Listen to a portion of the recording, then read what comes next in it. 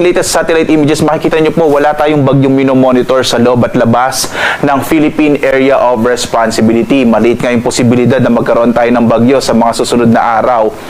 Amihan na nakakaapekto sa Northern Luzon habang shearline. Yung shearline po banggaan ng malamig na hangin mula sa amihan at yung mainit na hangin mula sa karagatang Pasipiko na nagdudulot po ng mga pag-ulan. Particular na nga dito sa may bahagi ng Central Luzon. In particular po yung area ng yung lalawigan ng Aurora. Samantala, Intertropical Convergence Zone or ITCZ, ito po yung pagkasalubong ng hangin mula sa magkaibang hemispheres o hating globo mula sa northern and southern hemispheres, kaya po may mga kaulapan, partikular na sa may bahagi ng Palawan, Visayas at Mindanao. Mas malaki nga yung posibilidad ng mga pag-ulan sa bahaging ito ng ating bansa. Kaya nakita nyo po kanina, meron pong rainfall information lalo na sa may bahagi ng Mindanao. Samantala, malaki rin yung posibilidad ng mga pag-ulan sa Aurora, dulot ng shearline, habang mga mahihinang pag-ulan at kung minsan ay makatamtaman ng mga pag-ulan sa may bahagi naman ng Northern Luzon. Sa Metro Manila at lalabing bahagi ng Luzon, makakaranas naman ngayong araw medyo mainit at tanghali,